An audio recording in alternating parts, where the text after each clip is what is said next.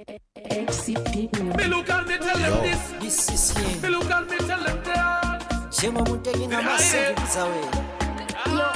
Listen. Kichima. Swala. Kichima. Batati silent killer. Yakuthela ngithi hlukana losiswa. Silent killer. Yakuthela hlukana losiswa. Silent killer. Yakuthela hlukana losiswa. Silent killer. Yakuthela hlukana losiswa. So malume Zwala, you are typing which color? Your sister want too much dollar. That's why achigara alifala. Sakadati unofira mahara. Konziva gere kuti anoto ziva mosala. Muhammad, pamuteshene mafana ayo achunda kupulwa ichizigo. Ayo achimbochipula zigo. You are tripened which color? Your sister wanted too much dollar. Hayi papa pomkomana akazopinda deeper akazodipisa manje. But sadaenda. Shluba lobo siswam. Hlukana lo siswam. Hlukana lobo siswam. Siyana na sisi wangu. Alright. So imeanza silent killer saying na sisi wangu Angambo time. Ida kuita Your sister wanted too much dollar. That's why achigara achifala. Saka unofira mahara. Iginini vuda asinizofira mahara. Zviriko here. Yachitotsoma sister. Ladies and gentlemen, we have got Slim Vivo. Slim Vivo is the first artist that I did a reaction for. Channel. We are happy to have you here. Panaba. Thank you. Tongoita zvinhu zvatofarira tete. Wada kuinvite isusu. Tekufarira. Hatisi kuita zvekupromota zvekuwandira nayo no. Wakatoti invite munhu. Tinchitomufarira. Saka tora isando dzenyu mudara. Slim Vivo hailing from where?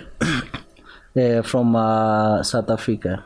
South Africa. Yes. But I'm based in South Africa, but I'm in Bulawayo. In Bulawayo. Yeah, but ndakazoberekerwa kuGokwe manje. Kugokwe Bulawayo. Yeah, so this is a global citizen. Yeah. Rega tipinde futhi muna silent killer. Tibonzo. Me look at me tell them this is him. Me look at me tell them that. Yatirera nina. Kichima. Kote kumusara nechitima. Nerima. This is him. Silent killer. Nyakuthela ngithi hlukana losiswam. Silent killer. How ngithi hlukana losiswam. Silent killer. Nyakuthela hlukana losiswam. Silent killer. Nyakuthela hlukana losiswam. So malume Zwala, you are tripping which color? Your sister want too much dollar. That's why achigara alifala. Sakadati unofira mahara. Noziva gere kuti anotoziva mosala. Muhammad, pamuteshene mafana superstar boda vanachabalala. Sako vamona agarara. Anovatsira kuti unotofira kamahara. Saka zvakagara. Oh, hanzvadzi yako inoti asambeni endli yamadala. Vekutoti vafana vamafara. Vekutoti vachoita iye kusoma atekunda vamwe anomodhela akarara. Saka apa ane para namuona akarara anyara. Saka ndatopudza kuti iyewe yokudhara. Karema ziziva kutumbururuka mamhara. Oh, malume Zwala inini andikulume ndoti ndikutsume ndikuudze kuti ndiri murume kuti mungatonsenze kundiforena aiwa amulume ane mwekorasi imimi hanzvadzi yenu ndakatoiona pagala ndakatosangana nayo kubhenzi Silent killer. Nyakuthela ngithi hlukana losiswam. Silent killer. How ngithi hlukana losiswam. Silent killer. Hlukana losiswam. Silent killer. Nyakuthela hlukana losiswam. makasiya matamborini makawana chikwamborini makawana chikwamborini makasiya matamborini mukawana chikwamborini ukutaura here kuti uri hanzvadzi yaJakwelini. hanzvadzi yako inotengesa nyama kuhala. Slim Vivo. Aiwa, Zigo Amawan. What's your real name? Atrain. Adrian. Yeah. Oh, I hate it. I get Atrain. Atrain Mahole. Atrain Mahole. Atrain Mahole. Mahole. Yeah. Chirungu Zigo ndosani chimbonoza mbichana. Because ndikati Adrian azvizobudi manje aizi. Uri msalad yani? Aiwa, handisi msalad. Pana achada kuti Agwere yakaramba utongwa nemasalad. Uri msalad ngokudza straight kuti satongwe newe. Aiwa, handisi msalad Zigo. Ingori dressing yavari kuchacha waisi. Okay. But aiwa, handisi msalad. Uri murasta. Aiwa, handisi murasta. Ndiri muyouth. Ndiri mugeva. Tell me about this collaboration and Silent Killer. How did it come about? No, it was very nice. That was my first album actually. And ndakaita last year. Inonzi last number. Saka ndopa ndakawana Silent Killer, ndakawana Hwindi President. Ndikawana Siantuli from Big Zulu. Yeah.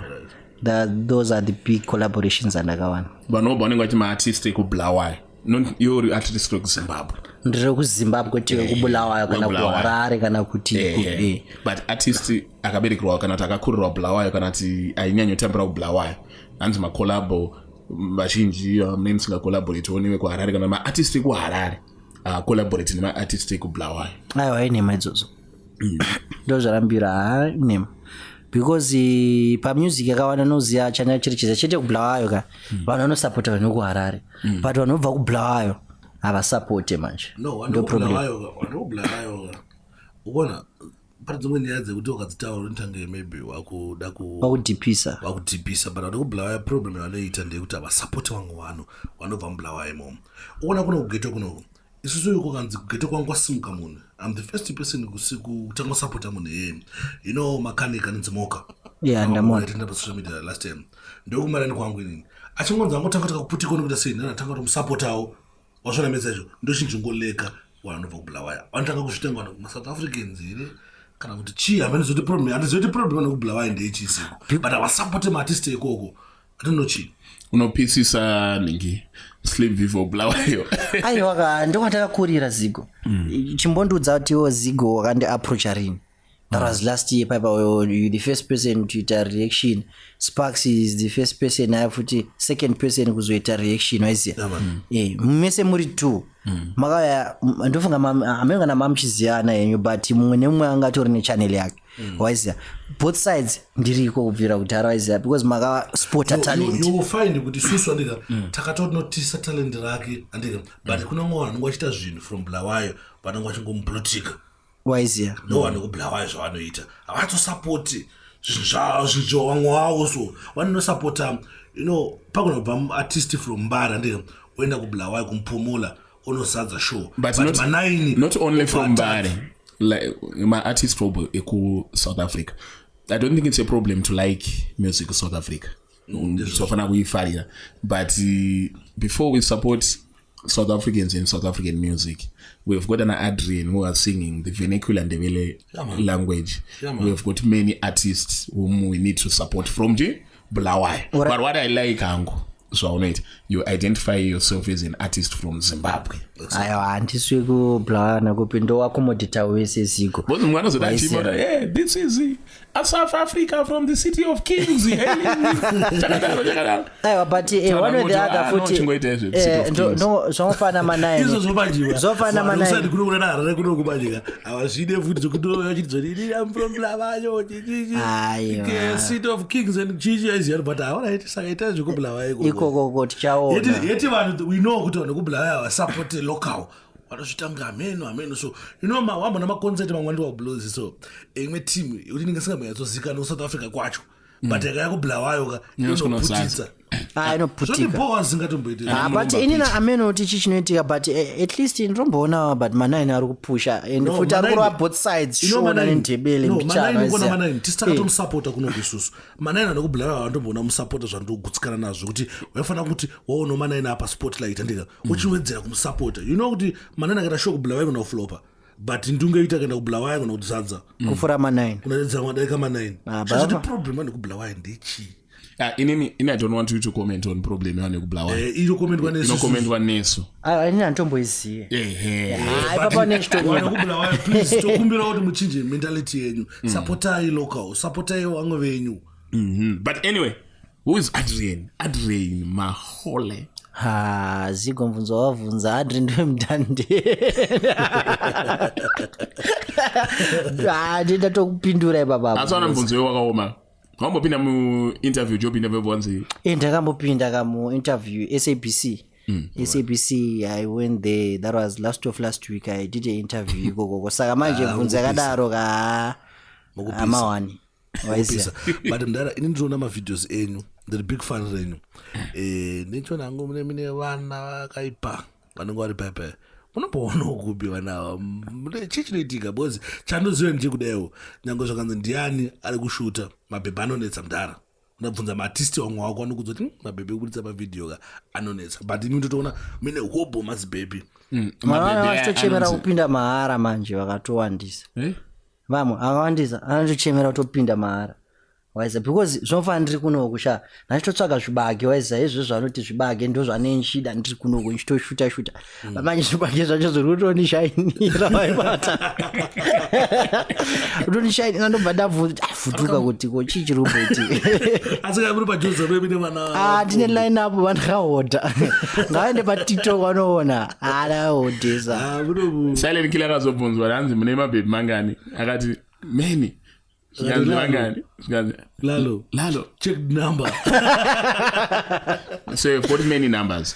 But we want to describe them as my video vixen, not my baby. Unosati chana cherechedza meno pamwe music yandiri kuita zigwa nditi but ndakacherechedza kuti mabhebhe zvakawanda zvinongonakirwa neskill wise. As an artist, first of all you must be clean, bra. Yes, number one, you know fango kuzirepresent or say artist wise. Mabhebhe anofara munhu anogeza. Siko number one. The secret mabhebhe even baba bone wakachinja wakada kuita munika mabhebhe anokulava wise. Pamwe mageto anenge achitoboyekana neyo kuti awada kuchita musalati. Iri pa handsome. Mdara geza yenyu. No geza but ine mari iri kudiwa futi. Unoona ngoita handsome sina mara zvibude. Mari inini kugeza nemari ndinazo geza nemari nazo mabhebhe una ibaba kuziva papa so ndinapa handsome ana slim Vivo mune tuma handsome ka saka mabhebhe anenge achinakirwa futi kuti udarira but ndangoona kuti munhu wese ane bag anopfeka zvakanaka waisiya plus futi nzira yaanotaura nawo futi nemabhebhe bo. Are you married? Inini nsati are you going to be married? Obviously ziko. As are you in a relationship like? Mfunzo yoga. Chiro silent killer akauramba kuti amuzopinda bedroom angu. Mfunzo watomboramba wanengwerere. Relationship ndara. Mu relationship ndirimo. Why did you mskana nyota angoti chimuna ma relationship mangani? Inini ndine one. Wasata pa one ita angoti chingotara later one. Asoti mutara zita rake. Alright, andizotaura zita rake ka. Asotara zita rake. Ngoti ngotara kuti later one. Mira manje mbebhe wangu ane song yaanofarira manje zigo inonzi bedroom. Nobva mangoziya kuti yaufa. No, inzo slim. Iwe una mabhebhe akawanda anenge achiona ma videos nchichichi ndike but une wako wa relationship naye. Ndoti kuti mwana yatita kutaura zita rake panapa. Kuti ngotara later one kutangana zita rake. Later one? Aiwa. Kana chinzi tinacho nongoti T. Kana chinzi imba nongoti V. Anotanga K. Ndapedza ibaba. Khadija. Aiwa, anotanga K. Ndapedza ibaba. It's okay. So, music yakabva kupi? Music. Inspiration, when did you start? Ndakatotanga it was 2013. Right. Yeah, tafoira ipo pa form 4 ipo pa tachila pa ghetto tisina na plan zvanza hai munofanga unodzokorodza uchikoro because nasakatomboita zve music ndatotamba bhora waiziya so I once played for Highlanders that was under 15 by then so ndakazoita injury pagumbo waiziya he once played for Highlanders I'm going to sparks check the records aiwa ndatotamba bhora zigo ndoyanga zve music nansiko saka zvakazofamba sei ndine friend yangu inonzi Munaramana inspirwa na Soja Love waiza every time andagara naye ngikuruwa ma freestyle waiza narayengorwa ma freestyle dzamara nokuchiona kuti apa ndiri kutosotekana waiza achisama redeem achirwa ma freestyle but ndopazotangira nyaya dze music waiza wandi tagara pamota azorwa ka instrumental kanonaka nango freestyle katasha tunorecorda mangwana kwa Smash Maker ndinobhadhara kasonga aka kanoita then pakunorekodha ipo ameno kuti ndiani akazosubmita kuskies metro ndakanaka kuridzwa kari mutop 15 saka zvinhu zviri kutoita kaizvi plus futi kavana nanga wakuuya wachimuzika kembwanana akachi waizi ipapapo ziko ndobva ndatorera zvinhu pamusoro sparks ndakatora zvinhu saka bhora makabva mangokandisa kuri ndakatosiya because ndakakuwara gumbo wanga chikoro ndakaita bed injury chayo. So your inspiration actually came from a Zimbabwe icon. Yeah, from Nara. Inspiration yakabva kuna Mnara. Because ndikakunyebera ndikati kuna ningi nechitonyebera. Mnara arikuita mazwana. Mnara arikuita zvemusic. But ingori nayo kuti ndakachinja location. Waiza pakuchinja location ndikasimbisawo mangoma waiza ndakutonakirwa zvekudaro. Kutofura muridzi wechini. Aripo kubulawayo. Asi kusupport kona nekubulawayo. Zvakatofa mudhara. Zvakatofa. Amana anofana kusupport amana ndokumbirisawo. Olache?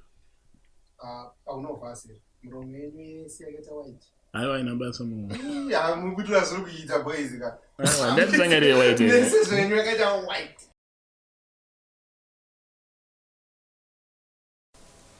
Ndinoona kubva stanga uzopenya still. Aiwa boys. Zigo tura. You know what right? I'm going to have a Zelini ndurutanga kutorwa.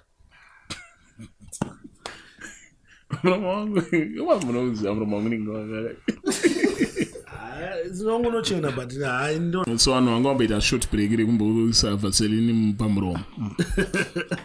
Varome, do you really care about your looks zvekuzodaro? Tanga rekodo. Ndagara nasina stop.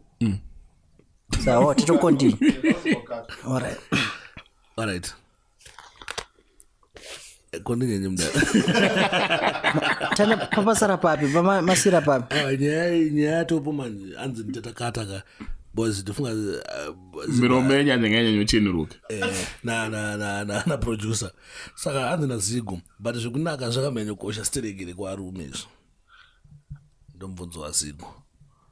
Ipapa mabhibi ndo anofana kupindura mibvunzo yakadai so because nyatsoziya kuti mabhibi yezigo andoziva struggle yati kusangana nayo. Zigo struggle yakusangana nayo ndoiti. Naina andisosangana nestruggle. Anoziva struggle yekuti I'm in a relationship, a very fruitful relationship. But ndakuti zvone that struggle inosanga inga ndiri panapa ndika nesingatata pangu pacho ndakazvimbira ndakamirira vanhu andika ndotoya kuti vanhu vakashata andika wandoziva struggle vanosangana nayo kumabhebhu. Ndaona kama katwitika ngakanzi zvekunzi muzere mabhebhu andonyenga mavhesi. Anonyenga mavhesi.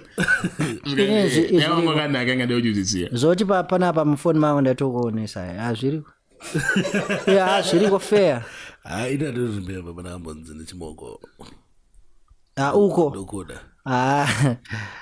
Ausati? Ini chimoko chakandoita wakanaka ndotozoti ano chingotaura rinondida kugumire ipapo. Pane manyaya unzi. But see, mazana vatonakirewo.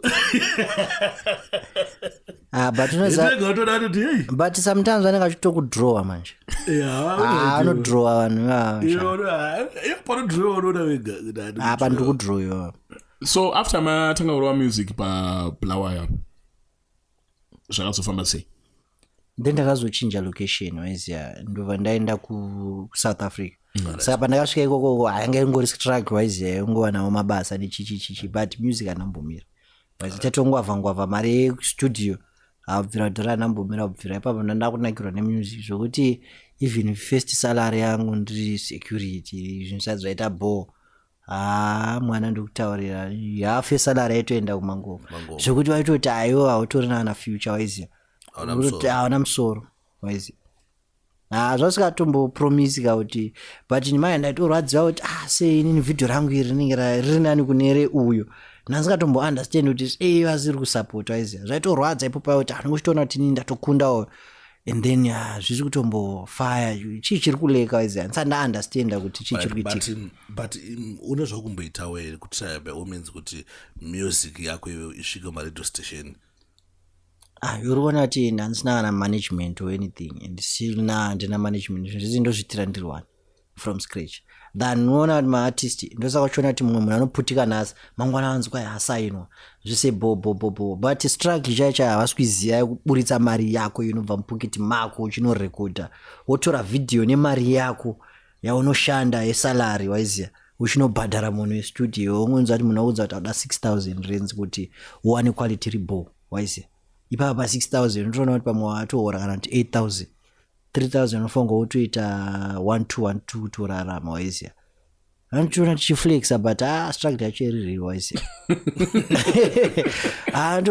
tokubatisa ndikukunzwisisa because ipapa vantu zvova ndoita album waiziya mari yese rubva mupoketi mangu hapana kana promota waana arusika kuti asha chimbobata wakadai so by une mapromota wakamboaproach kana kuti unongomira kuti vazokufonera aiwa mapromota hapana andoziva promota even wano andigona kuaproacha ndomuonesa nangorinda kuti chero akaona kuti aiwa pane future apo waizi totangira ipapo kana munhu auda ngobetsera but that thing is sometimes zviri bombo nokamados guys onai bochitika nje kuti muzimbabwe muno muchandakaona unoona ngokapenga zvafanira wafana anotoziva wakapenga banona ngodecide ngokublotik kana ngosiyana nekupenga kwako wakapenga hako but ndikokutarisa uchingoita yauri kuita aona message but wakazosvikawo kwandiri wakanditi sparks onaka ndikuti wamavekso chimbondisherawo ndokushera but kana ungori kokogoka nditongonyara ndongokula kuti aiwa kasparks zvinofanira kuti pamavhidhiyo iyoyo pakarwa reaction wakaona kuti mavhidhiyo bo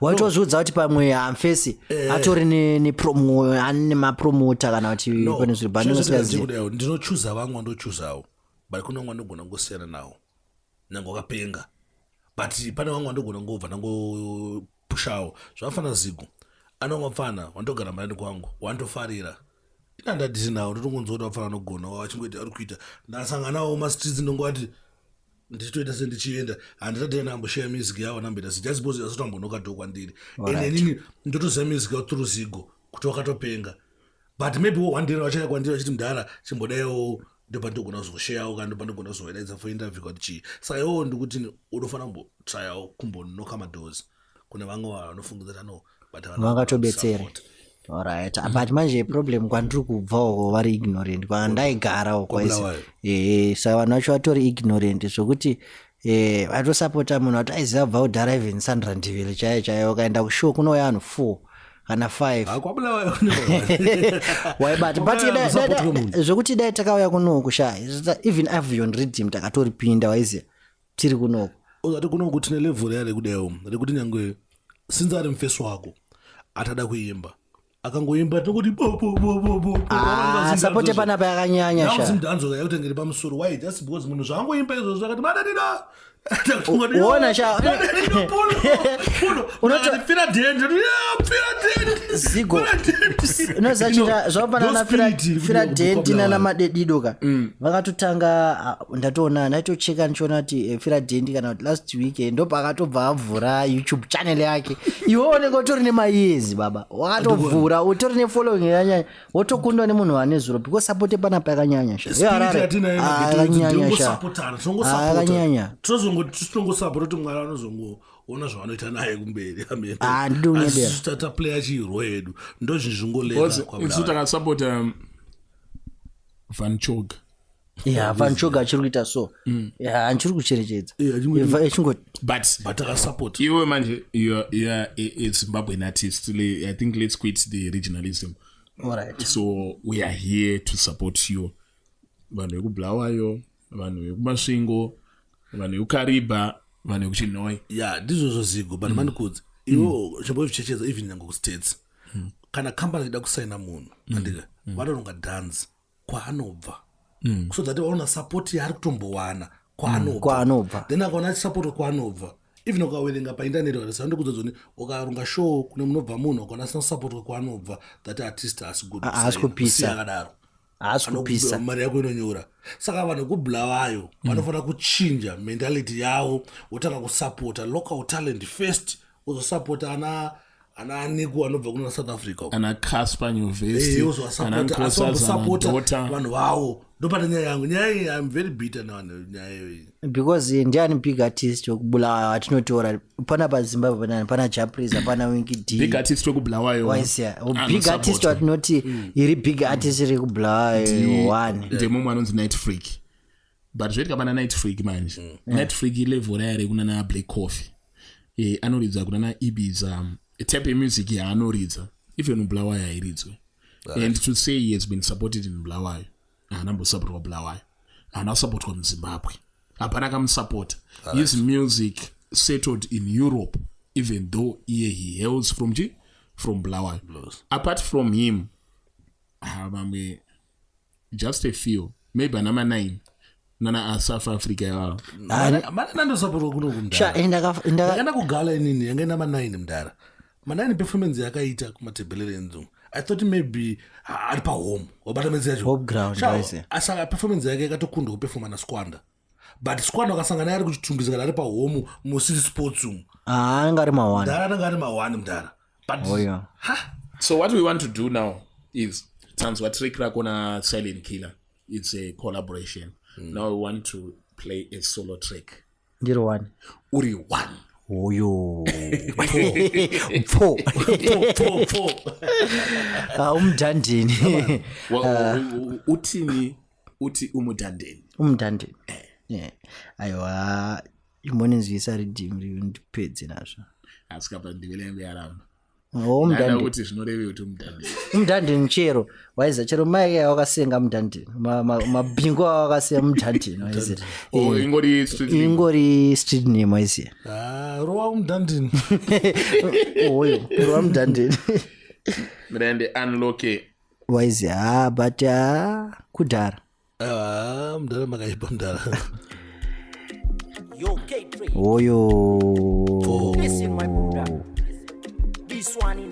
under 18 no under 18 no under 18 parent or guidance ndo zaanofara inzwa wanzwe rizigo pandakapinda ndikati rudo runona katapinda mbedroom topedzisira mkicheni runona katapinda mbedroom ndikati rudo runona katapinda mbedroom topedzisira mkicheni runona katapinda mbedroom ndikati izi nasi usamanye ndimbosevawo inini nebhinzi ndoda kukutanda kukudhedha ndoda kukupaza pambedha gombo rangu rekwa left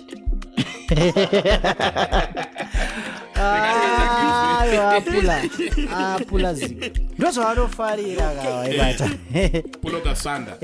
kuraka 2020 kanyowana kawaiziya kasati kapinda mastreets kakando kanofarirwa nemaimfana inzwa unzwe zigo listen ndikati rudo runona katapinda mbedroom topedzisira mkicheni runona katapinda mbedroom rudo runona katapinda mbedroom topedzisira mkicheni runona katapinda mbedroom ndikati izi nasi usamanye ndimbosevawo inini nebhinzi ndoda kukutanda kukudhedha ndoda kukupaza pambedha gombo rangu rekwa left riri kurwadza ndoda kutumboritova zvinyore nyore ndakagara pambedha ndakaiza pambedha ndikati rudo runona katapinda mubedroom topedzisira mkicheni runona katapinda mubedroom ndikati rudo runona katapinda mubedroom topedzisira mkicheni runona katapinda mubedroom tatikupisa kare topedzisira mkicheni runona katapinda mubedroom ndikati rudo runona katapinda runona kapinda pesa I'm a freestyle again.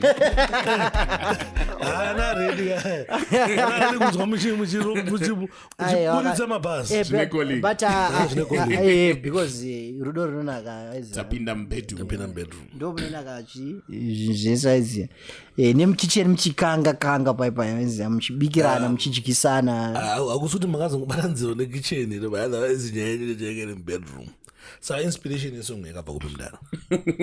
Obvious, wanakira mbedu. Kutoti anga apa.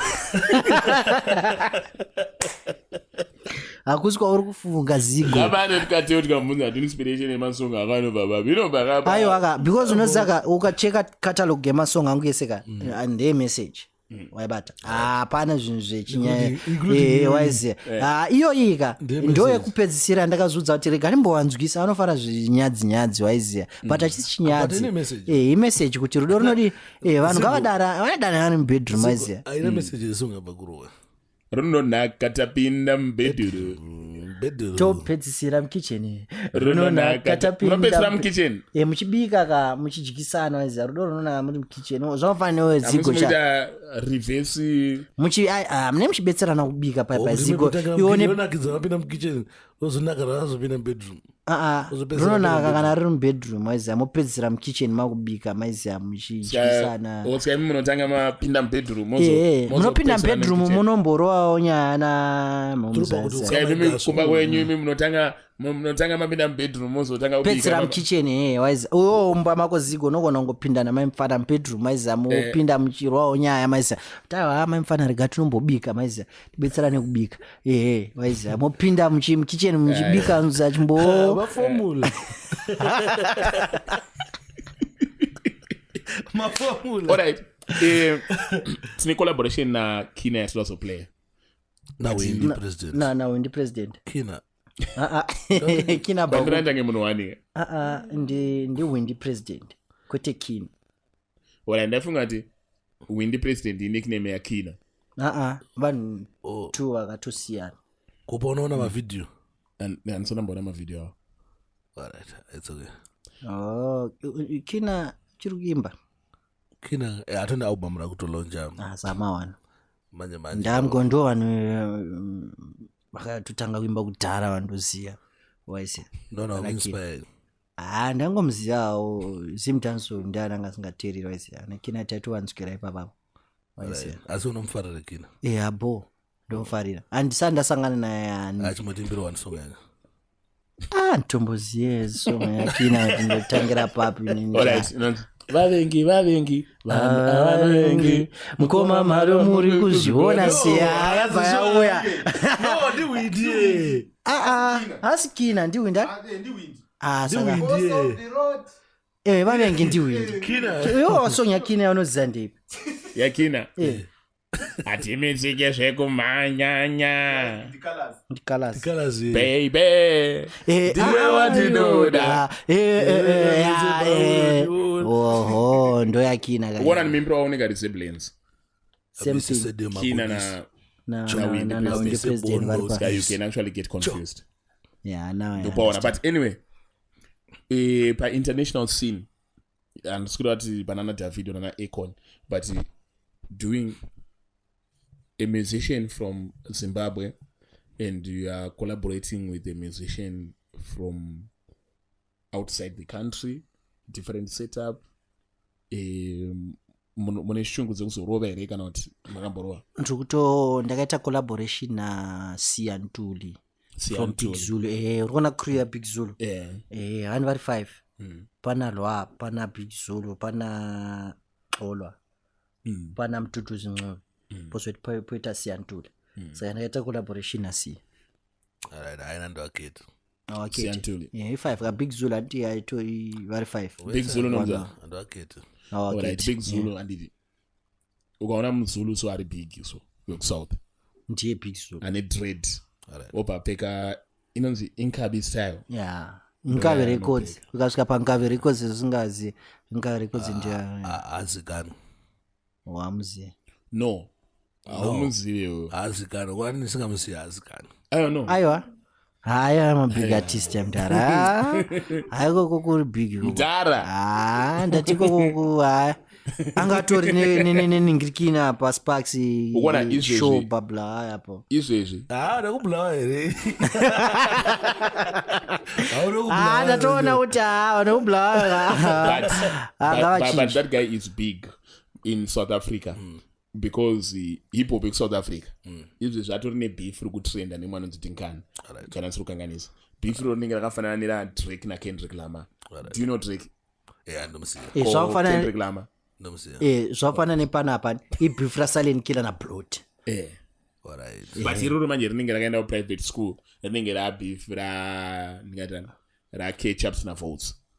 Wanafunga maybe ninge rabifira kona ngale na flexage.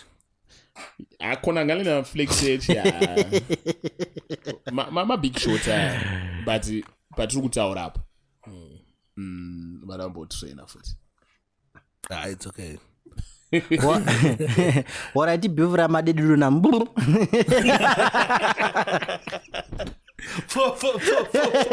But tell me, atota to understand wazi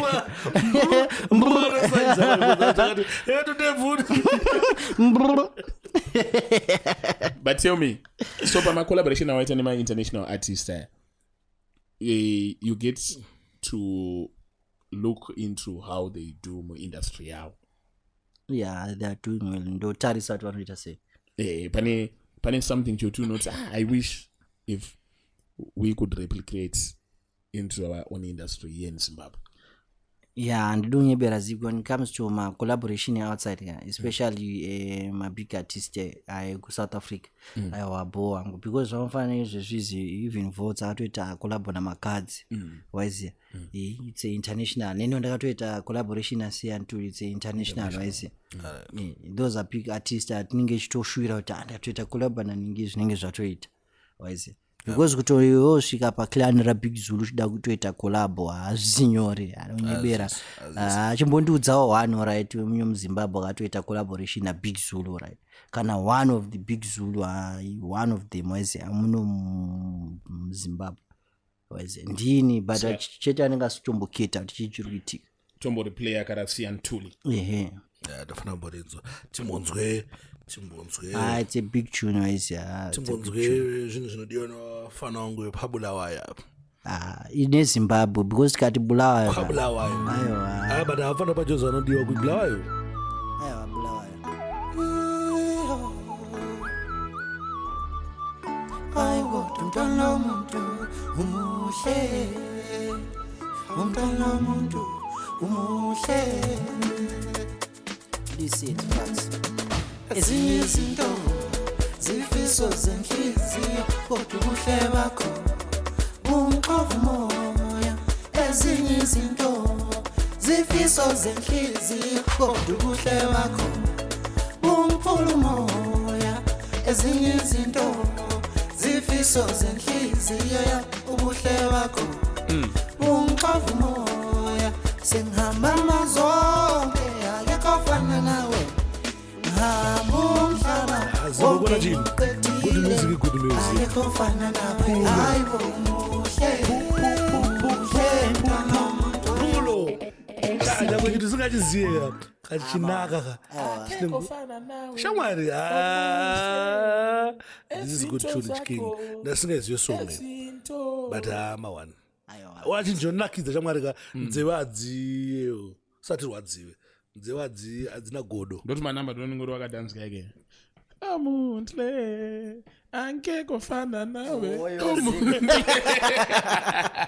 oyo aiwa pulo abati pari pati shona manje hati botoere namba rakaipaino hayibo mntwana womuntu umuhle umntwana womuntu umuhle ezinye izinto zifiso zenhliziyo kodwa ubuhle bakho bumqova umoya ezinye izinto zifiso zenhliziyo kodwa ubuhle bakho bumphula umoya ezinye izinto zifiso zenhliziyo ubuhle bakho bumqova umoya sengihamba mazonke akekho fana nawe umhlaba wonke ngiqedile akekho fana nawe hayibo umuhle mntwana womuntu wamuhle nana ufana nelanga liphuma umuhle mntwana womuntu wamuhle nana ufana nelanga liphuma umuhle mntwana womuntu wamuhle mama ufana nelanga liphuma nechedu runakorwa ndipeputsa ndakarara ndirono ndivhundutsa maishandutso wandishandutsa senge ndagesa uchindinakidza vanoita pipi ndavaratidza uyu ndiye anondinakidza ukushe kudya huku yesimba nemakushe hambo mhlaba wonke niuqedile akekho fana nawe hayibo umuhle mntwana womuntu wamuhle nana ufana nelanga liphuma umuhle mntwana womuntu wamuhle nana ufana nelanga liphuma umuhle mntwana womuntu wamuhle mama ufana nelanga liphuma ndikamumbisa kaneshona ndati hakuna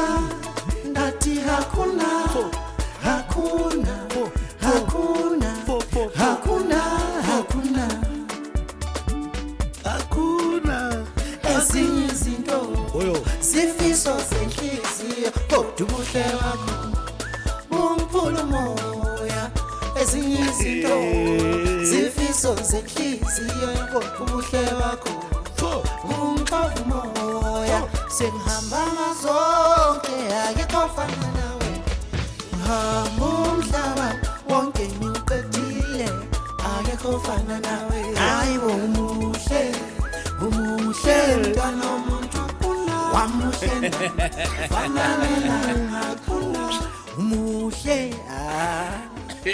awani kwasathi banzwa bani wanzwe ma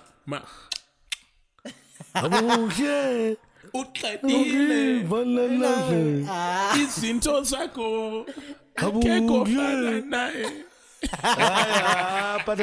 ende futhi pane nawo yambotaura kuti vanofanira ngombodzidzisawo mashona ndebelo aiziya pacurriculum apo aiziya mashona aiziya pongoita mixed up shamwari ndebele toida shamwari inandikunyepere mudara ini ndofara ndebele zvekudaro ndotoboekana kuti handigone kunzwa ndikudzise line rekuti unosvika naro pababy rendex ukatodiwa ndoziva kuti ibizo lami ngodj sparks ko iro mina ndikuti phuma legama laJesu Kristu ndoziva rino futhi ngiyalibonga lonke ngokuvota otula baby ngizwa wakho sonke isikhathi ngiyakuthanda wena ngiyakukhumbula madedido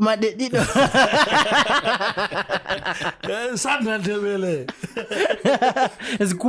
skipani ndoiziya but I think andebele tafana ngoirova chikoro boys tafana ngorova kuchikoro tongozoti bva grade 1 kusvika tongodzidza ndebele daizvizvi zvika madhiri ka patinoenda kublues but sparks ukaisirwa bhibi rendebele apa unogona kunyenga iriwo waona nyama last apa unotangira papi ngiyadhobhadhobha ndichienda ngiyadhobhadhobha ndichitry kutora baby waona unzazika chipuma negama likajesu anodhobhadhobha kunge don ndechidhobhadhobha tirimo tichingotry kuti tigwine apa tinochitaura chiti kwangwana bhebi remudhebele unochitaura ndaimbonzwa nomwe mwanzokoni kada kugona chindebele ita bhebele chimeenda blues of madana nebhebele koko ndinenge chikuudza tuma siku aya manotsi andakukudza muri kutora here manotsi mukoma ndebele fast mukomaziko muri kutora here manotsi anyway you are in Harare now based in South Africa but in Harare manga muchita sei Harare based in Zimbabwe from South Africa saka ndiri muHarare munomu kuti ndiri kuita album waiziya saka album rine 8 tracks amene ndichawedzerera bonus but I'm just gonna drop a album with 8 tracks and 6 videos saka munomu ndandichiti busy ndimboshutawo music video album pane ma features pana Platinum Prince pana Jamaster Oh, that's nice. Yeah, then mamwe artist chazodana apa masurprise. Alright, my surprise. Yes, hapana loud H Mbada. Alright. Pane Rebo D. Mbada akaipa. Naumira mushe loud H akaipa. Big up to Mbada. Even Rebo D kudara. Ma youth wise. Amene kuti chichazoitika ni ma youth kuno. No, chakaita Rebo D na yo. Music emusibaba muno wana emusibaba muno. Yonensa kudaira uri kure. Alright. Ora zvakuita izvo ndoga South Africa but ufana mbobatika paground utomborwa mavideo uri mumbare titombosangana uri kumatapi sangana uri kuchitungwiza ndozvatinoda izvozvo Alright. unofana chibatika saka na Rebo D wakangobva kuti patime wakaenda papik ebva atenda Josa saka anenge pane challenge but is good chibatika kudhara because ama collaboration acho Zigo ere ameno mameno because pama video papa anobuda rini and rariburitsa musi wa 2 December. Yeah. Saka music inenge chioneka papi everywhere, all platforms. Strategy Slim Spotify, Slim Vivo kwese. Alright. Kwese kuna wanisha. Inini? Ndo wani kwa kwese ndo sawa chunu 100 pana. In terms of social media presence. Kwese Instagram, YouTube, Spotify, Twitter, kwese under the same name Slim Vivo. Under the same name Slim Vivo. Since msina manager. Warudashanda nini? Munongo hapa namba yenyu. Warudashanda nini it's waruinto hapa namba. Mapesha muda kwa hapa not necessarily number. Saka it's +27 81 057 8558. Ndo pando wandi +27 81 057 8558. Ndo pa wanondibata papa. Alright. Umthandeni. So I think we have come to the end of this interview. Tinoda mungobuda ne outro chi. One of the best songs that I have ever listened to. Mu history yema songs in Zimbabwe. Alright. Akusuti mune zvamandipa pana. But song iyi ndofunga you just saw kuti ndo yatakatotanga nayo. Tikati bambu yesizwa haisi danger mwana ogoizega kunaka zviya unogona kumutengera kana ziford ranger ndati baby yakanaka zvinotyisa opo vari munoti vari kumisa mambomira muri semi hamumbomukwanisa anotadza neiko kudada kana munhu wese achimuda wese achimuda bebi yakosha kungengoda vambungesizwa lomtwanaro vambungesizwa Hwindi president oyo pamuri mukoma Hwindi president akudhara ndikatingoripindira superpower this is real. This is him. Spida na eka slow. Siyamazi. Washiyonga abazali sisencane. Kodwa inkinga yakhe ikude ningithi wambungesizwa wambungesizwa wambungesizwa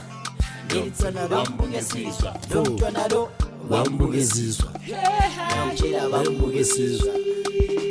bambugesizwa lomntwanalo bambugesizwa ngithi yena bambugesizwa lomntwanalo bambugesizwa nyakutshela bambugesizwa bambugesizwa ngithi yena bambugesizwa nyakutshela bambugesizwa wadudu thabiso mnaramanida kudula sa bambugesizwa hayisi danger mwanaka naka untiyega akunaka zviya unogona kumutengera kana zi40 ranger ndati usalimise music yakaconnecta kuso songi ndeyamanager imanager's dedication. It's manager dedication. Yes. Manager sando dzenyu ndomupa manager because every time paanondifonera anekachinakirwa nesong and vanhu vobva ndakateereresa song iyoyi they liked it from amen pane mota dziri kuratidza masong ekuti kuratidza mota vanhu vatanga kuita chirini but yenyu Tinokwidza volume kusvika pekupedzisira bebe. ichingoramba ine quality. Who produced the song? Loud H. Mbada. Imbada zvishuwa. Aimbada yazibo. Ayo imbada zvishuwa. Imbada. Bada Music International. Bata mansongi. Boss of the road. Inda. This is him. Spila na eka slow. Siyamazi. Washiyonga abazali sesemncane. Kodwa inkinga yakhe ikhuleni ngithi bambuke sizwa. Bambuke sizwa. Bambuke sizwa. Ngithi bambuke sizwa. Lo mntwana lo bambuke sizwa. Ngiyakutshela bambuke sizwa. Bambuke sizwa. Lo mntwana lo bambuke sizwa. Ngithi yena bambuke sizwa. Lo mntwana lo bambuke sizwa. Ngiyakutshela bambuke sizwa. Lo mntwana lo Bambuke sizwa. Ngithi yena bambuke sizwa. Ngiyakutshela bambuke sizwa. Wadlula uthabiso mnaramani labodula saye. Bambuke sizwa ayisitenja mwanakanaka uyu ndiyega kunaka zviya unogona kumutengera kana sifodirenja ndati bebi akanaka zvinotyisa kuti dai matombomira kumupisa muroti vari kuzama kumisa rasta muri sembi mangomukwanisa anotadza neiko kudada kana munhu wese achimuda bebi yakosha singo bambuke sizwa lomtanalo bambuke sizwa Ngiyakutshela bambuke sizwa. lo mntwana lo Bambuke sizwa. Ngithi yena bambuke sizwa. Ngiyakutshela bambuke sizwa. Wadlula uthabiso mnaramani labodula saye. Hwindi president ngiyabheja ngekumuhle ungabona ubuhle ngithi short story ngaye ujayela amapressa uzokhona yini ukumpressa abadoda abaningi ayifulekile uthina ukumngeja ngeke ngikulibazise singabheja ndomudira confidence anyare mabebi ese amire sina kumona ndirari basi ukamona masika Spila na ekaslo siyamazi washiyonga abazali sesemncane kodwa inkinga yakhe ikhuleni ngithi bambuke sizwa. lo ngithi Bambuke sizwa. ngiyakutshela Bambuke sizwa. ngithi bambuke Last sizwa. base narithatha but ndopinda Bambuke sizwa. Ngiyakutshela Bambuke sizwa. Bambuke sizwa. andopinda pawiri Mntwana lo bambuke sizwa ngithi yena bambuke sizwa. lo mntwana lo bambuke sizwa. Ngiyakutshela Bambuke sizwa. Lo mntwana lo bambuke sizwa. Ngithi yena bambuke sizwa. Ngiyakutshela bambuke sizwa. Wadlula uthabiso mnaramani labodula saye. wambuke sizwa ayisidenja mwanakanaka uyu ndiye ega kunaka zviya unogona kumutengera kana sifotirenja ndati bebi akanaka zvinotyisa kana muroti kumumisa rasta muri semi ambomukwanisa anotadza nendo kudaka kana munhu wese achimuda iye bebi bambuke sizwa lo mntwana lo bambuke sizwa Ngiyakutshela bambuke sizwa lo mntwana lo